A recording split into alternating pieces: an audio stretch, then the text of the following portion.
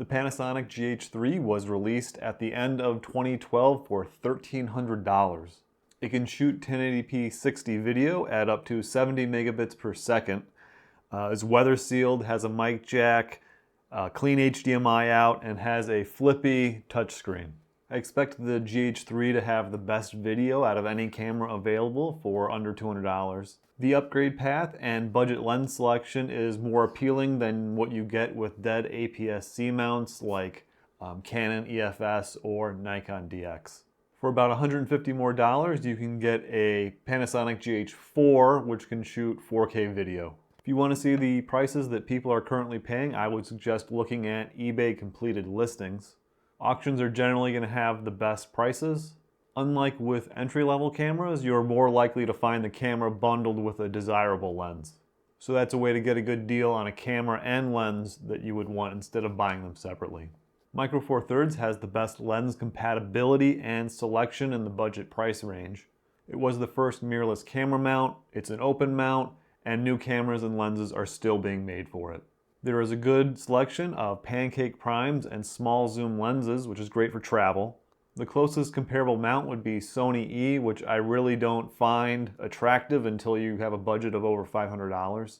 The two most common kit lenses will be the Panasonic 14 to 42 millimeter 3.5 to 5.6 and the Panasonic 12 to 32 millimeter 3.5 to 5.6.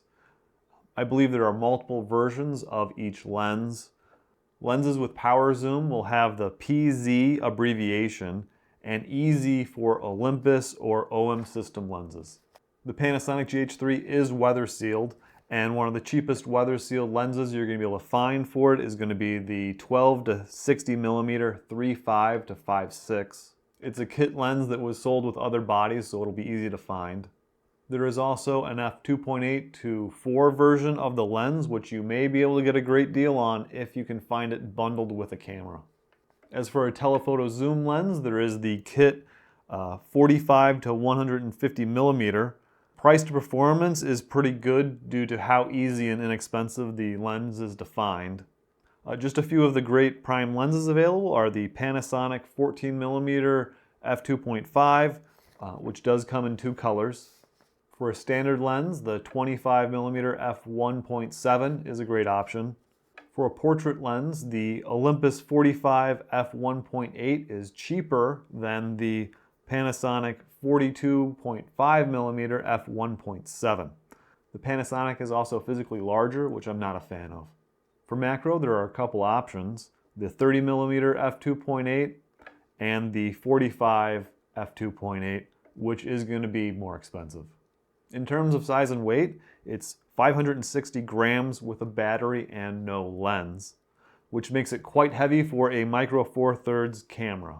That was the trade-off for weather sealing and excellent video capabilities. If there's going to be a tripod, audio gear, lighting, any rigging, saving some weight on the camera body isn't going to change much.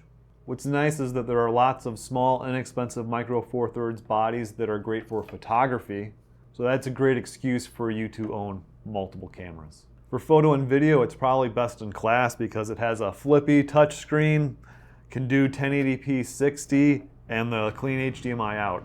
Those are amazing features to find at this price point. Beyond learning videography, I could see it being useful as a B camera or something similar. For certain cases like vlogging, I could see the DJI Pocket 2 being a better choice under $200. Overall, in terms of price and performance, the GH3 is a great camera. It was a flagship model. The user experience is going to be noticeably better than what you'll find on an entry-level APS-C DSLR. Based on a preliminary look of the models available for under $200 that I'm going to cover in the future, the GH3 really does stand out in terms of video capabilities.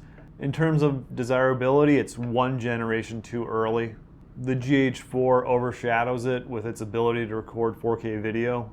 For a gear enthusiast, short-lived mounts are going to be a more interesting experience. That would include any of the Canon EOS M, Nikon 1, and Pentax Q series of cameras. I'm quickly going to go over the battery charger, memory card requirements. There will be links in the description to the manual official specs page and where you can download the latest firmware. And then a quick disclaimer, there will also be affiliate links in the description. If you click through those and make a qualifying purchase, I will get money.